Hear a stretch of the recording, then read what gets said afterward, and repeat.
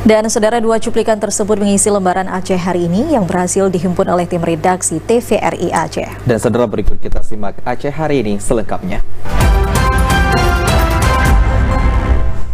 Kita beralih ke informasi yang pertama, saudara. Aceh Selatan dan Aceh Jaya hingga saat ini masih rentan terhadap gangguan harimau. Hal ini terjadi karena kondisi topografi kedua kabupaten tersebut di mana habitatnya harimau.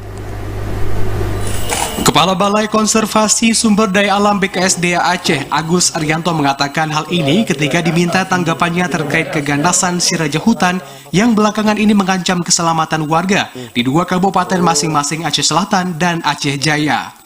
Agus Arianto menyebutkan, apabila kejadian tersebut di habitat satwa liar, pihaknya tidak akan serta-merta menangkap harimau tersebut. Namun, pihaknya hanya bisa menerjunkan tim untuk menghalau dan mengusir lebih jauh ke dalam kawasan hutan lindung. Selain itu, peran semua pihak untuk menjaga dan mempertahankan kenyamanan habitatnya juga menjadi satu penyelesaian konflik satwa.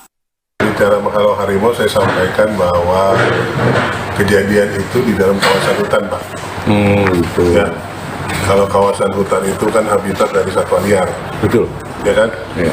Jadi kaitan dengan itu, kami juga menghimbau kepada masyarakat untuk tidak melakukan aktivitas ilegal di dalam kawasan hutan. Itu, Pak. Agus menambahkan, perlunya komitmen bersama baik pemerintah pusat, Pemprov, Pemkab maupun swasta dalam penanganan konflik satwa liar. Dirinya menjelaskan perambahan hutan dan illegal mining juga berdampak terhadap satwa liar sehingga menimbulkan interaksi negatif dengan manusia. Dari Banda Aceh, Fajar Riana, TVRI melaporkan.